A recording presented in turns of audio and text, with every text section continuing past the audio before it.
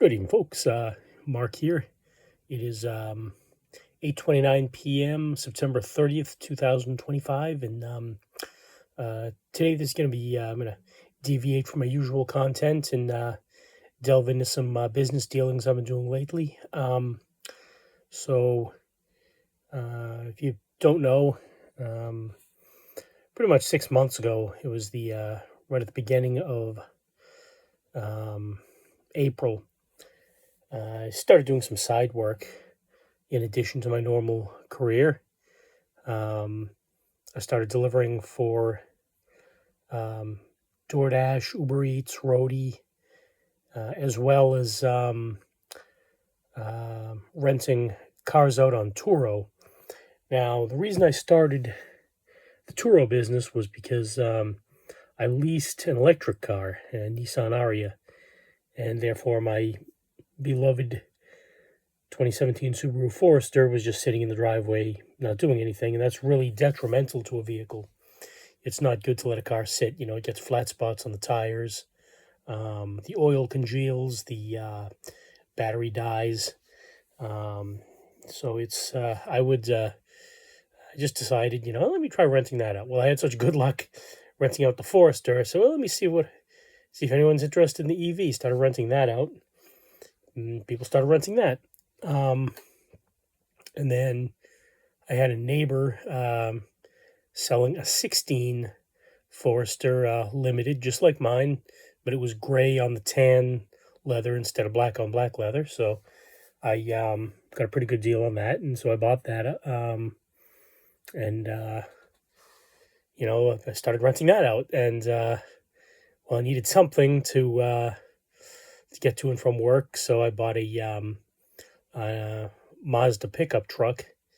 And so anyway, I've got 4 vehicles, 3 of which I rent out on Turo, and I'll be getting into the numbers and seeing if it's actually worth it. 6. And I'm pretty much today's the last day of the month, so it's pretty much on the 6-month anniversary. So I've had quite a few. It was quite an investment for me. So I'm going to be in the red this year for sure. Looking over, I have it all done on a MS Excel spreadsheet. So first thing I had to do were some repairs on my 17 Forester on April 11th. That came to a little over $2,000. Then another 700 plus repairs on the Forester. I think that was the brakes or something. And then the payment for my EV that I'm leasing is around $354 a month. My insurance was at the time for the 2 vehicles $225, and then it came to a big investment, which was the 2016 Forester that I bought. That was $10,900. My Mazda pickup, 98 Mazda pickup, that was $1,500. The sales tax on the 16 Forester was almost $900. The sales tax on the Mazda was $350. The excise tax on the EV was $633. And then some repairs on the 16 Forester came to $1,100. Some repairs on the Mazda was almost $5,000 to get it roadworthy and ready to, to daily. A little less than $5,000. And then with the other additional 2 vehicles, that brought it up to about $360 a month for my insurance. So quite a bit of and then I bought, $158 for a Milwaukee vacuum. And the battery for that's actually charging right next to me now. It's the M18 battery, so it's the same battery as my air compressor and impact wrench. So during the course of the year, it varies. I've been actually pretty lucky because I've had a couple of long-term renters. Somebody rented my EV for 3 months. and got around $2,000 out of that. And somebody else rented it was actually a couple from Spain that rented my gray Forester, my 16 Forester, for 5 months. I'm gonna get $3,000 out of that. It's very heavily discounted for a long rental because I don't have to really do anything. I don't have to worry about vacuuming it out, cleaning it, corresponding with potential renters online. I just literally, as long as they don't crash it, I'm good. And in this case, I actually did get a parking ticket. They parked in front of a fire hydrant, so that cost me 137 bucks. But there's a place at the end that I can charge them for it, so I have every intention on doing that. A few tolls here and there, a couple of bucks in tolls I'm not going to worry about, but something big like that, then I do charge for it. So as of this year, my I've been basically had it, I don't know if you can see that or not, but I've had it done by it's an Excel spreadsheet, so I have it done by the monthly income, yearly income, and so far, I just compiled the September income. That was $1,630.96. And that's everything from the Turo and Uber Eats and all that stuff. September expenses were $1,011.97 for a total of the monthly profit $618.99. So far this year, I've made $10,154.39, and my expenses were, including the investments I lumped in there as well. So the Forester, the Mazda, all the repairs were $28,903.08 for a yearly total thus far of negative $18,748.69. Now, I know that sounds really bad, like I'm complete total failure as a businessman, but you have to invest something in order to get a return. So hopefully next year, things go according to plan. By the end of this year, if I can keep that up, make like another 10,000, 6 months from now, and then maybe another 10,000 6 months after that, then I'll be able to actually be in the black next year. But by the end of next year, I don't know. We'll see. Year after that, hopefully. So, which vehicle has made me the most money? We're going to take a look at that. I have it all down onto a, I have it for which vehicle's which. Now, my 17 Forester, so far, the, has made me, because it's been, a lot of expenses, but a lot of income from it as well. So I've made a whopping $684.01 in the so the Black Forester has me in the black. Let's see, the Nissan Ariya. So far that's made me $280.79. Much of that can be attributed to the recurring payments every month of $354 or so. And the 16 Forester, that's negative $11,215.75. Because, it's the, but between all of the, the repairs and the cost to buy the car in the first place, the investments. So, hopefully next year that'll start making me some money, but we'll see. The pickup, I didn't put that in there because it's, I put that for business just because I do every so often. I will take it out on an Uber Eats or DoorDash driver, Roadie or whatever. But now, which one of the services which one of the apps do I prefer? I mean, Turo's good because it's semi-passive. I really don't have to do much. I do have to vacuum the cars out, clean them, so it's not totally passive, but for what it is, it's not bad. It's not for everybody. It's a lot of responsibility. Somebody crashes my car into a school bus or something. I'm sure that could be, I'd have to have my day in court. That could be a whole problem. But so far, they've been pretty good about keeping the cars relatively clean and taking good care of them on the occasional ticket or whatever. But now, DoorDash was the first app that I used, delivery app. And now, I like it, but I don't. There are things I dislike about it. For one thing, there's kind of this ambiguous map that shows you where your pickup is and where your destination is. I don't like that. I have to kind of guess where they are. And that's a real problem if you're doing both simultaneously, DoorDash and Uber Eats, because they can send you to two different locations. I actually got pretty lucky last week because I picked up an order at Sweet Green over in Linfield, and I had I was going over to Beverly, and which is a good 20+ minute drive, maybe close to half an hour. I don't remember, but it was pretty good. It was like $12, so I took that.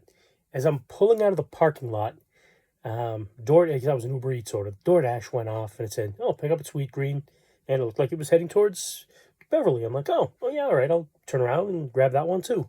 It was like $8. So, not only was it the same city, it was the same street. It was I think it was like 3 houses or 5 houses down the street. So, I mean, what are the freaking odds? And it's a big, decent-sized city as well. But, Beverly's pretty, it's not like, hey, it's a one-horse town or anything, but, so that, it worked out to my favor. Now, you really have to be cautious when doing that. I think they call it, like, dirty apping or something like that when you're doing, you really have to know the locations, because I made the mistake when I started. I was actually in the pickup too at the time, which chugs gas. And anyway, I was at the Wendy's in North Reading, and as I'm in the drive-through, I forget which one was. I think I had Uber Eats, and then the DoorDash chime went off, and it was like, oh, it's going from, the Wendy's here in North Reading to random arbitrary squiggle that, and I think the one I was supposed to be delivering from DoorDash was going to like way out in like Boxford or something, or Topsfield, or Georgetown, or somewhere way out there in the boonies. And I couldn't even tell where the DoorDash, because it doesn't say what town it is or what it just has this little squiggle on a map, and you have to there's a lot of guesswork involved. And so it didn't look like it was too far from me. So I said, all right, I'm just going to take that and then do that first, and then drive out to the middle of nowhere. And well, it was a good 10 or 12 minutes the opposite direction. And so this poor guy out in the boonies, who was actually paid pretty well, pretty good tipper and everything, I felt really bad for, because, I'm sure he's watching on his phone. It's like, hey, why the hell is this idiot driving, 10 minutes the opposite direction, then 10 minutes all the way back from the starting point. And, I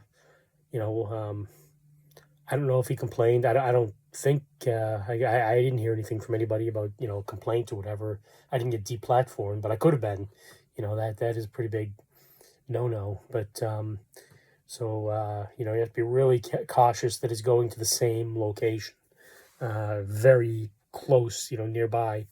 And because they can tell if Uber Eats or if DoorDash stacks an order, so they give you, 2 or 3 different deliveries from the same platform, the people there can see that, and they know, okay, you're delivering them. But if if they see you just randomly driving out of your way, they know, oh, this guy's, double dipping here. So I be very careful with that if you're starting out. I actually avoid it starting out. Don't make the same mistake I did. And then anyway, yeah, DoorDash has been all right. Uber Eats has been pretty good. I like that because it actually has both the pickup and the destination listed there. You know, just for me, I don't like cities. I hate driving in cities. So if it says, it's going to send me to Lynn or, Malden,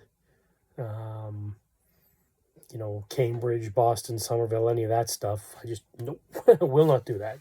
And I'm not double parking and all that nonsense. I mean, I don't mind driving a far distance if the pay's worth it. If it's commensurate to the pay. But yeah, I don't drive. Whereas in DoorDash, you can't tell. I've found myself in Lynn multiple times because it looks like it's right down the street, and it's really And then what they do is really sneaky. I think they both do this. Is they'll stack an order on you. They'll say, "Oh, geez, that's a really good. It's like a $10 order. Going from like, Wakefield to Linfield or something," and then they'll sneak in. They don't tell you that they'll stack one to like Lynn or something.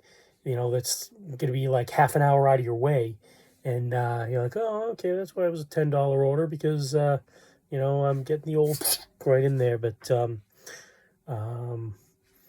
yeah, so it's the reason I do this is because I like driving around at night anyway on my days off, and I was just burning gas, wasting, now this at least is a, at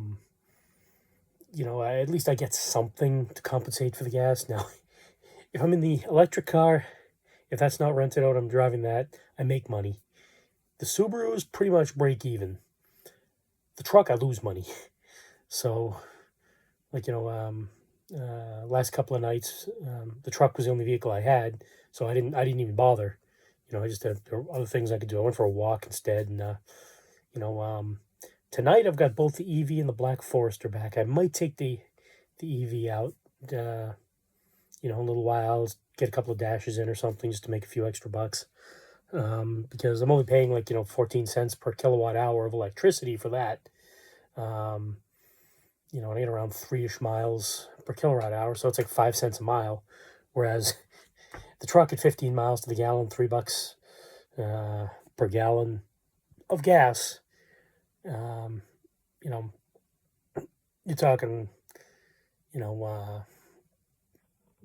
for every, it's like $1 every $1 every 5 miles. So it's. Yeah, you lose a bit of money on that. But anyway, whereas 5 miles in the in the EV would be, 25 cents. So like a quarter of what the pickup truck costs. So anyway, there's another one I did once called Roadie. And that does have potential. It's when you pick stuff up at like Home Depot. You can also pick stuff up at CVS. Deliver drugs for people from CVS, or Walgreens, whatever.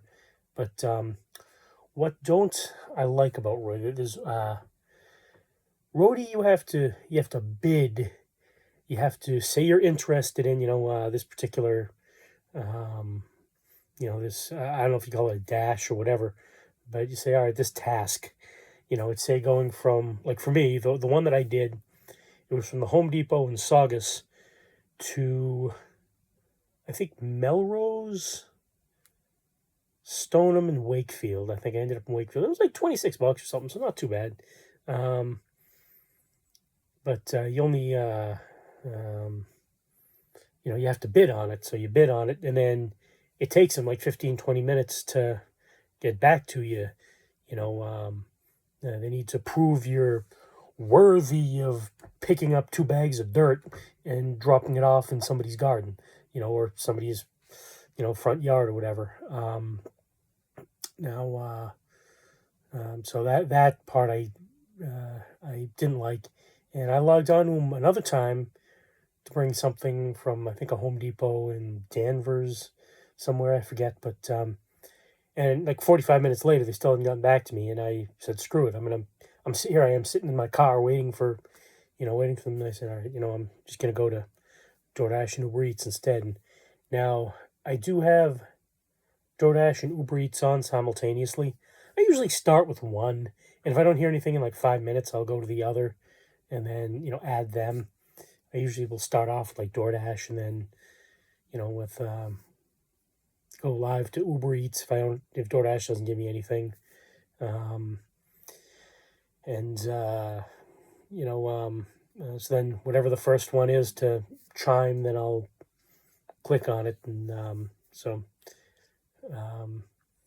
then drop it off wherever I'm going. And then, if it's the other one chimes up, that's, all right, I'd go click on that instead. But anyway, so yeah, I've never made a killing doing that, but it's just a little bit of supplemental income because I'm not doing anything else on my days off most of the time, except making the occasional YouTube video. So, with that being said, hope you folks have a wonderful night. Good night and good luck.